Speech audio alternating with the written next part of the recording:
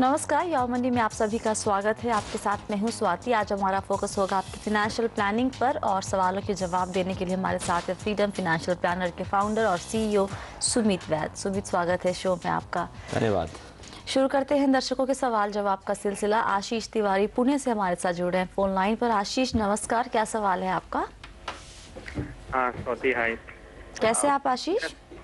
हाँ, thank you. अच्छा जी। हाँ, मैंने आपको अपना करंट फाइनेंशियल स्टेटस भेजा हुआ है। मेरा कुछ फंड में इन्वेस्टमेंट है, लिक्विड फंड है थोड़ा।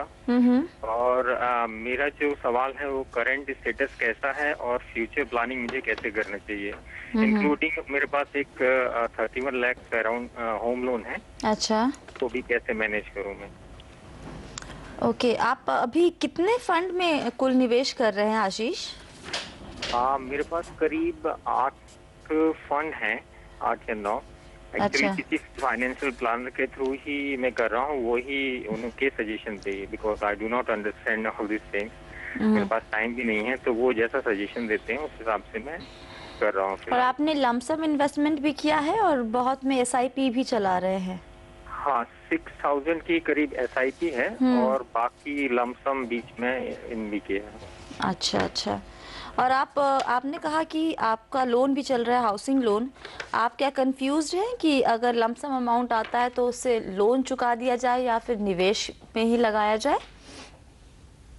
तो फिलहाल ईएमआई ही जा रही है, करीब 1.5 साल हुआ है और मुझे डेफिनेटली थोड़ा डालना पड़ेगा पैसा। तो अभी मुझे क्लियर नहीं है कि एग्जैक्टली मैं किस तरह मैनेज करूं। मींस जो लमसम अमाउंट आता है तो उसको इन्वेस्ट करूं या ये मैं अपना हाउसिंग लोन चुका दूं।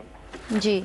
इसके अलावा आशीष, आपने कुछ और भी गोल्स बनाए हैं क्या कि जो भी निवेश कर रहे हैं किस साल में कितनी रकम की जरूरत होगी, वैसा कोई गोल लेके आप चल रहे हैं?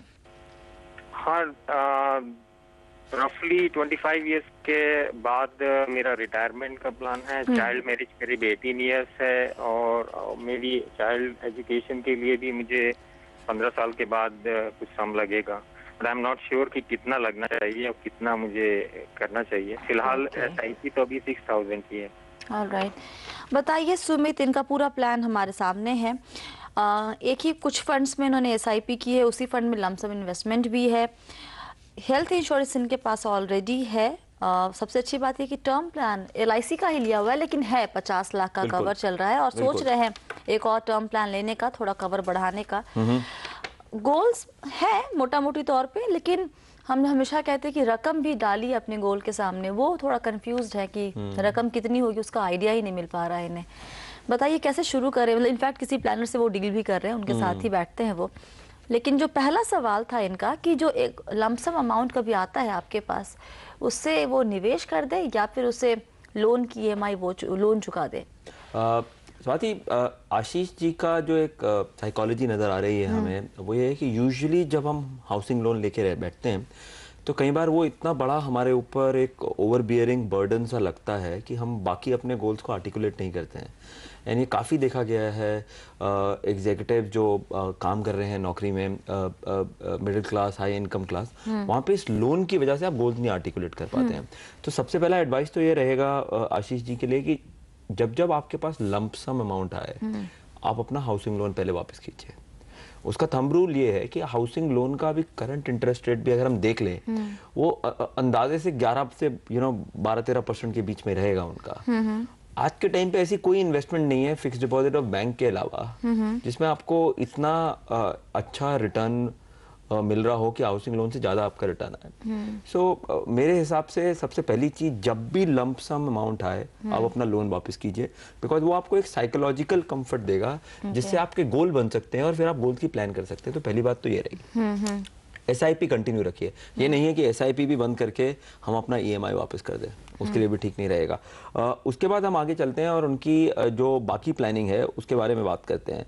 उनके अपने कुछ प्रोडक्ट्स हैं, इन्वेस्टमेंट प्रोडक्ट्स जो कि म्यूचुअल फंड्स वगैरह हैं, उनके बारे में उन्होंने पूछा कि कैसे फंड है। तो उस पर अगर हम देखें, उनके पास एचडीएफसी इक्विटी फंड ग्रोथ, वो एक अच्छा फंड है, उनको कंटिन्यू रहना चाहिए। उसके बाद है उनके पास DSP BlackRock small and mid cap fund, ये भी एक अच्छा फंड है, मिड कैप में फिट होता है, इसके लिए कंटिन्यू।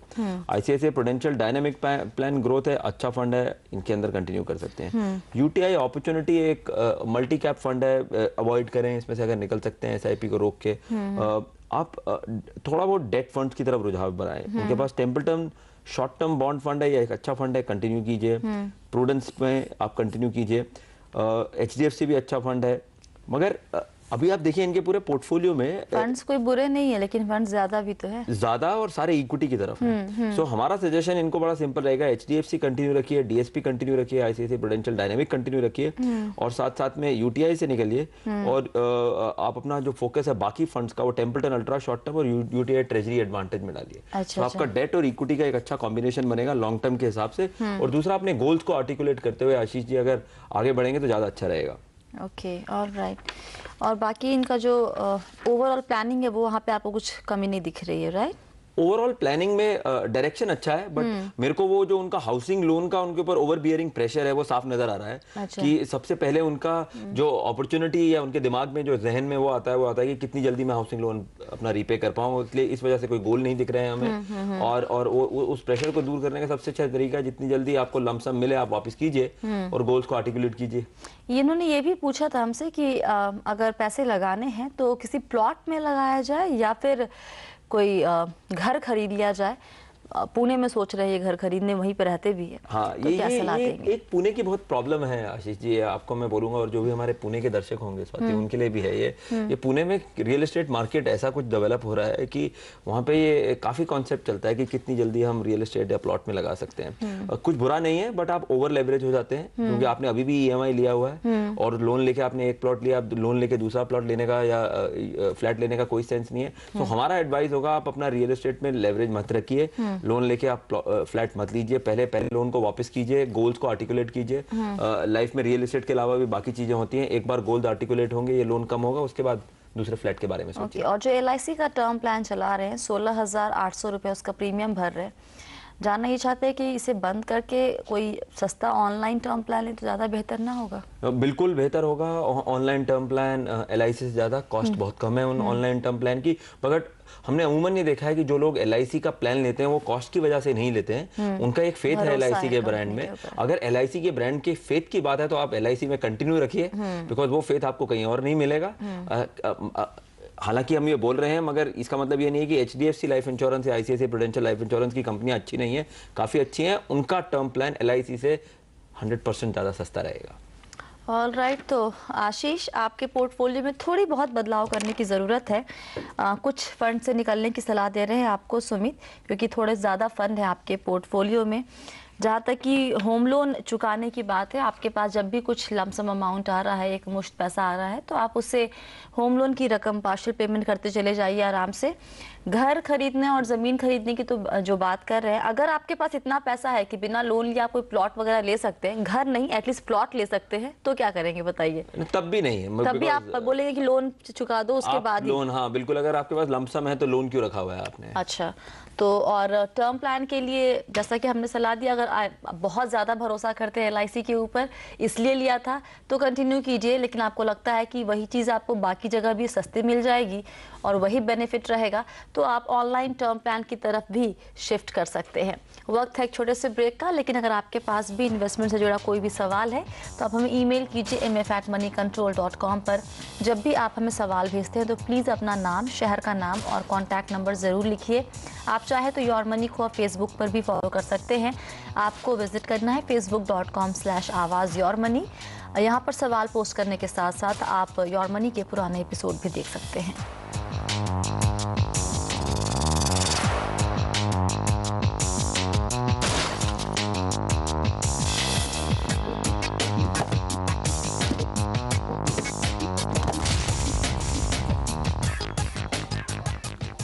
योर मनी में आपका एक बार फिर से स्वागत है। हमारा फोकस है आपकी फिनेंशियल प्लानिंग पर और सवालों के जवाब दे रहे हैं सुमित वैद। अगला सवाल लेते हैं। अंकित शाह अहमदाबाद से हमारे साथ जुड़ रहे हैं फोन लाइन पर। अंकित नमस्कार, क्या सवाल है आपका? नमस्कार, good evening. Good evening sir. या जैसा कि मैंने मेरे मेल में बताया हुआ है कि आई हैव सेट 4 गोल्स जी in connection of my son's education, is higher education, is marriage, and my retirement planning. जी. Okay, I have a endowment term plan. So I have a term plan from the Bharti AXA, अच्छा. E-Protect from the 50 lakhs rupees. अच्छा अच्छा. I have LIC Jeevan Anand. मेरे 1.5 लाख का 1.5 लाख का cover है उसमें. अच्छा. और LIC का ही एंडोमेंट एश्योरेंस पॉलिसी है. उसमें भी आपका 2 लाख का कवर है. 2 लाख का कवर है. या द सेम दूसरी पॉलिसी मेरे वाइफ के नाम पे है, उसमें भी 2 लाख का कवर है. अच्छा. And I have ICICI Prudential life time super pension policy, which is a ULIP policy and cover of the 1 lakh rupees. अच्छा. And I am paying the 12,000 rupees for the ULIP policies. अच्छा. And I have health policy from the New India Assurance amounted 5 lakhs. मतलब ठीक ठाक cover है आपके पास, health insurance के नाम पे भी और टर्म प्लान के नाम पर भी. Yeah. ओके. आपने अपने मेल में अंकित काफी लंबी चौड़ी स्ट्रैटेजीज लिखी है सारे गोल्स को अचीव करने के लिए. Yeah. मैं आपसे जानना चाहूंगी कि आप काम क्या करते हैं? I am doing a procurement manager. अच्छा अच्छा. और ये जो इतने भी आपने गोल्स बनाए हैं और स्ट्रैटेजी बनाई है, खुद से बनाया है या फिर किसी की हेल्प ली है? I have done on my own as I am doing my MBA in finance. अच्छा अच्छा अच्छा अच्छा. ओके. तो कहाँ आपको डाउट हो रहा है अपनी पूरी स्ट्रैटेजी में? Yeah, I have just calculated the inflation rate of the 8%. I just think about is it correct or is it required 6%? Okay. पूरी डिटेल स्ट्रैटेजी हमारे पास है सुमित, जरा देख के बताइए जो भी गोल्स अचीव करने के लिए जिस तरीके से वो चलना चाह रहे हैं वो सही है या फिर कुछ बदलाव करना है? अंकित जी, पहले तो मैं आपको कंग्रेचुलेट करूंगा. आपका जो प्लान जिस तरह से आपने लिखा है या क्वेश्चन पूछा वो अपने आप में एक फाइनेंशियल प्लान है. और मैं और स्वाति यही सोच रहे थे कहीं आप खुद ही फाइनेंशियल प्लानर ना हो. मैं इसी चैनल पे आपको कभी भी बोलूँ कि कभी भी आप फाइनेंशियल प्लानर बनना चाहें तो फ्रीडम में मेरे से ज़रूर कांटेक्ट कीजिएगा. अहमदाबाद में हम आपके साथ ब्रांच खोल लेंगे. आपकी प्लानिंग इतनी अच्छी है. आपका जो क्वेश्चन है इन्फ्लेशन पे बहुत रेलेवेंट क्वेश्चन है अंकित. आपने 8% की जो इन्फ्लेशन ली है, लॉन्ग टर्म अगर हिस्टोरिकल इन्फ्लेशन ले इंडिया की, हम तो 6 to 7.5 के बीच में रही है. और इन्फ्लेशन एक बहुत इंपॉर्टेंट असम्पशन होती है एक फाइनेंशियल प्लान बनाने में. बिकॉज अगर आप ज़्यादा अग्रेसिव इन्फ्लेशन ले लेंगे तो उसके लिए आपको जो सेविंग पोटेंशियल करनी है वो बहुत बड़ी हो जाएगी. एंड मैनी अ टाइम वो कई बार आपको डिस्करेज कर देती है कि यार इतना तो मेरे बस का ही नहीं है सेव करना, तो इसलिए वो भी गलत होता है. और कई बार अगर आप टू कंजर्वेटिव ले लें इन्फ्लेशन तो आपको ये लगता है कि मैं बड़ी आसानी से अपना अमाउंट एक्यूमुलेट करूंगा. तो इन्फ्लेशन की फिगर राइट होना बड़ा इंपॉर्टेंट है. हमारा सजेशन रहेगा long term average inflation Hindustan में 7% की रही है. 7 to 7.5 वो ठीक फिगर रहेगी. 8 थोड़ी सी एग्रेसिव है. इसको आप टोन डाउन करके 7 to 7.5 करेंगे तो ठीक रहेगा. दैट इज पहला. उसके बाद आपका एजुकेशन गोल का एक कंसर्न है जिसमें आपने क्वेश्चन पूछा. आपका एजुकेशन जो गोल है वो ट्रैक पे दिखता है. उसमें आपने प्रोडक्ट चूज किए हैं. PPF अच्छा प्रोडक्ट है वो लेने के लिए उसके अंदर. और LIC Jeevan Anand the whole life policy जिसके अंदर आपने उसको कुछ रिटर्न को अज्यूम किया है. यूजुअली जो एंडोमेंट प्लान होते हैं उसमें कुछ गारंटीड रिटर्न नहीं होता है, उसमें इंडिकेटिव रिटर्न होता है. और काफ़ी टाइम वो कितना बोनस रहेगा नहीं रहेगा उसके ऊपर डिपेंड करता है. तो उसके ऊपर कुछ कमेंट करना बड़ा आसान नहीं है. बट आपका ट्रैक पे है एजुकेशन गोल. उस बारे में कुछ पूछना चाहेंगे आप? और मैंने रिटर्न एज्यूम 6% पे किया है, तो एटलीस्ट 6% तो मुझे LIC से मिलना ही चाहिए. I have not much amount aggressive मैंने नहीं लिया है. इज इट ओके 6% और उसके कम भी जा सकता है? Okay Ankit, technically you are right. क्योंकि जो हिस्टोरिकल परफॉर्मेंस देखते हैं हम यूजुअली एंडोमेंट प्लान्स की इंश्योरेंस कंपनी में इतना रिटर्न एवरेज करता है. बट आजकल क्या है कि इनकी टेन्योर बहुत बढ़ गई है, इसलिए बहुत डिफिकल्ट है इस रेट को अज्यूम करना. But to be on the conservative side मैं आपको ये बोलूँगा आपने ठीक अज्यूम किया है, इतना ऑफ नहीं है. ऑलराइट. बेटे की शादी के लिए SIP कर रहे हैं L&T इंफ्रा फंड में. हाँ जी. 2000 रुपये की SIP है. लास्ट ईयर फरवरी में शुरू किया है. 2037 तक का गोल लेके चल रहे हैं. बताइए ठीक ठाक रकम हो जाएगी उससे? 22 लाख देख रहे हैं ये होता हुआ. देखिए अमाउंट अचीव हो जाएगा, बट जो अमाउंट का जरिया है जो L&T इंफ्रास्ट्रक्चर फंड वो ठीक नहीं है. अच्छा. अंकित, आपको ये रियलाइज करना पड़ेगा कि आप जब भी अपने लॉन्ग टर्म गोल बनाएं उसके आगे एक एसेट एलोकेशन स्ट्रेटेजी होनी चाहिए. और वो asset allocation equity, fixed income, gold, इन तीनों एसेट क्लासेस में डिवाइड होना चाहिए. उसको आप सिर्फ एक एसेट क्लास और वो भी एक तरह के फंड में, और वो भी इंफ्रास्ट्रक्चर फंड जो कि एक थेमेटिक फंड है, अपने आप में बहुत अग्रेसिव फंड है, उसकी तरफ में मत जाइए. ओके और रिटायरमेंट के लिए इनके पास आईसीआईसीआई प्रूडेंशियल की life time super pension policy है, सिर्फ उसी पॉलिसी के ऊपर निर्भर कर सकते हैं या फिर कुछ और भी करना है? नहीं, रिटायरमेंट के लिए एडिक्वेट नहीं है वो पॉलिसी। अगेन वही एसेट एलोकेशन का प्रॉब्लम है, एक पर्टिकुलर एसेट क्लास के अंदर है, उनको 14,000 की एसआईपी चाहिए और बिकॉज लॉन्ग टर्म है तो उसके अंदर उनको वो एसआईपी 70% इक्विटी, 20% फिक्स्ड इनकम और 10% गोल्ड में लगानी चाहिए। कुछ एक फंड्स उनके लिए जो चॉइस के रहेंगे वो रहेंगे डीएसपी ब्लैक रॉक के फंड्स, एचडीएफसी फंड्स, बिरला सन लाइफ के इक्विटी और डेट फंड। इसके अंदर आप कोई भी अपने फंड चूज करके एक 70-20-10 का एक एलोकेशन बना सकते हैं। और जैसा कि मैंने बोला, एसेट एलोकेशन की तरफ ध्यान दीजिए, एक पर्टिकुलर प्रोडक्ट की तरफ ध्यान नहीं दीजिए। आपका पहला पार्ट जो फाइनेंशियल प्लानिंग का है, गोल आर्टिकुलेशन, उसकी अंडरस्टैंडिंग की अजम्पशन क्या होना चाहिए, बहुत अच्छा है। सिर्फ प्रोडक्ट के जरिए में जब आप आ रहे हैं, आप एक स्पेसिफिक प्रोडक्ट लेके चलते हैं, उसमें all eggs in one basket है। फाइनेंशियल प्लानिंग के हिसाब से वो स्ट्रेटजी ठीक नहीं रहती। डाइवर्सिफिकेशन बहुत इंपॉर्टेंट है। अंकित, एक बात बताइए, आपने अपनी स्ट्रेटजी में एंडाउमेंट एश्योरेंस पॉलिसी कहीं यूज नहीं करी है, उसके लिए क्या सोच के रखा था आपने? उसके लिए मैंने सोच के रखा, जब भी कुछ बिजनेस शुरू करना होगा, अच्छा, at the time of the मेरे सन को, तो उस वक्त it will be useful to him. अच्छा, ठीक है। इसके अलावा कोई और डाउट आपके मन में? Business, but it will be initial amount will be and helping हम टू। आई एम सॉरी, 8.75 लाख जो मेरा होगा वो 6% से मैंने एज्यूम किया हुआ है जी, लेकिन वो इनिशियल स्टार्टअप के लिए उसको हेल्प मिल जाएगी। हाँ वो ठीक है, वो प्लान आप कंटिन्यू कीजिए, लेकिन जो बाकी आपको हमने बताया है, जो सुझाव दिए हैं, उसमें कोई डाउट है? या LIC जो लाइफ टाइम मेरा चालू है, life time super pension, okay कि मैं कंटिन्यू करूँ कि भी मैं उससे टर्मिनेट करके चलूँ? मैं कितने साल, 3 साल हो गए उसे? मेरा 4 साल का मैंने प्रीमियम भरा हुआ है, लॉक इन पीरियड 3 साल का था। क्या सलाह देंगे सुमित? बहुत डिफिकल्ट है अंकित हमें आपको बोलना। आप अपने इंश्योरेंस एडवाइजर के साथ बैठिए, आप खुद उसमें बैठिए, आप उसकी परफॉर्मेंस देखिए और देखिए आपने जितना अपना प्रिंसिपल डाला उसके सामने आपको रिटर्न कितना मिल रहा है। अगर आपका नुकसान हो रहा है तो थोड़े साल और रखिए उसको। कभी भी नुकसान एक्सपेंसेस की वजह से या जल्दी निकालने की वजह से उसको अवॉइड करने की कोशिश कीजिए। तो आपको एक रिव्यू करना पड़ेगा उस बात के लिए और फिर आगे बढ़ना पड़ेगा। और ये डिटेल है नहीं हमारे पास, इसलिए हम आपको दे नहीं पा रहे हैं, बट एक बार इसकी डिटेल रिव्यू कीजिए। चलिए, वक्त है एक ब्रेक का। ब्रेक के बाद कुछ और सवाल लेंगे, जवाब देने की कोशिश हम जरूर करेंगे। आप बने रहिए हमारे साथ।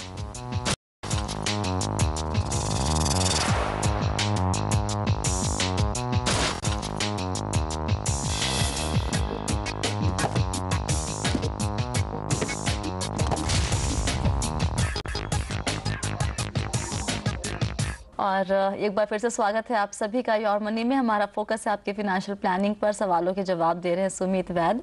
अगला सवाल लेते हैं, वासुदेव जी जुड़ रहे हैं फोन लाइन पर बेंगलुरु से। वासुदेव जी नमस्कार, क्या सवाल है आपका? Namaste, Swati ji. Thank you for calling me, and also thanks a lot for hosting such a nice program. Thank you, sir. Thank you. I've been watching this for last couple of years, and I can tell you that the credit goes to you and your channel. I've been doing all my financial planning, going through your channel, details and all that. So thanks a lot. शुक्रिया show देखने के लिए और इतनी तारीफ भी करने के लिए। वासुदेव जी बताइए, आप कहाँ अटक रहे अपनी फाइनेंशियल प्लानिंग में? Yeah, so basically I've given you, you're okay that if I'm talking in the English? Okay, so if you see I have given you the details about my different plans and all that I have been saving on. And also I've given you my details of the, my goals that I have. But I want to know are you seeing that I'm on the right track? Do I need to do something different? चलिए वासुदेव जी जान लेते हैं सुमित से। सुमित बताइए quickly, time unfortunately बहुत कम है हमारे पास, तो कहाँ पर इन्हें थोड़ी चीजें चेंज करने की जरूरत है? पहला क्वेश्चन वासुदेव जी का है चिल्ड्रन एजुकेशन के लिए जी। उनका एक HDFC चिल्ड्रन फंड है। अज्यूमिंग की पॉलिसी की टेन्योर 20 साल है और उसमें ग्रोथ रेट हम लेते हैं 6% कंजर्वेटिव होके, कॉर्पस आ जाएगा उसका 11 लाख रुपए। वो उनकी डॉटर्स एजुकेशन गोल के साथ अलाइन किया जा सकता है। डेट फंड वर्थ 6 लाख का भी है जो इनके पास, उसको भी अलाइन कर सकते हैं इस गोल के। सो अगर आप देखें अपना डेट एलोकेशन 50% डेट इक्विटी में बनता है उनका, और अगर डेट का रिटर्न 10.5 होता है तो वो 12 लाख के आसपास हो जाएगा 7 साल में। okay. तो इनका जो टोटल है 11 और 12 मिला के 23 लाख रुपए होता है, शॉर्टफॉल बचता है 2 लाख रुपए का, वो कहीं म्यूचुअल फंड पोर्टफोलियो से आ सकता है। तो पहला गोल की स्ट्रेटेजी रहेगी, डेट फंड और HDFC चिल्ड्रन फंड को जोड़ के आप इनका कॉर्पस बना सकते हैं। नेक्स्ट उनका था कि फॉर मैरिज गोल है जो 14 साल हुए हैं, इसके लिए उनको एक SIP शुरू करना चाहिए 7,000 रुपए का। लॉन्ग टर्म SIP है तो 70% इक्विटी में, 20% डेट में और 10% गोल्ड में जी। इसको हर साल आप रीबैलेंस कीजिए वासुदेव साहब, bringing down the equity component 10 to 15% every year. जैसे जैसे अपने गोल के पास जाएं, प्रोग्रेसिव एसेट एलोकेशन बोलते हैं जसवाती, जैसे जैसे आपका गोल नजदीक आए इक्विटी की कॉम्बिनेशन नीचे जाती जानी चाहिए आपकी। रिटायरमेंट कॉर्पस जो उनको 16 साल में चाहिए वो 6 करोड़ है। EPF है उनके पास 10 लाख का एक्यूमुलेटेड और 18,000 मंथली में डालते हैं। इसको अगर कंटिन्यू करेंगे इसका अमाउंट बन जाएगा अप्रोक्सीमेटली 1 करोड़। और इसी तरह से अगर टोटल करते हुए जाएंगे तो उनको शॉर्टफॉल रिटायरमेंट के लिए चाहिए 1 करोड़ 28 लाख रुपए का। मंथली SIP करें 22,500। इनकी जो अभी चल रही है वो 45,000 की चल रही है। हाँ 5,000 9 फंड में जा रहे हैं ईच, तो 45,000 के SIP आई थिंक सारे गोल्स इसमें हो जाएंगे। बिल्कुल, ये लिंक हो गया, आराम से इनके हो जाएंगे। बस सिर्फ थोड़ा बहुत म्यूचुअल फंड पोर्टफोलियो को एलोकेट ठीक से करना है। वो आप हमारा शो देखते रहिए, अगली बार हम आपको जरूर बताएंगे। चलिए, बहुत बहुत शुक्रिया सुमिता सभी सवालों के जवाब देने के लिए। और फिलहाल योर मनी में इतना ही। आप बने रहिए CNBC आवाज के साथ। नमस्कार।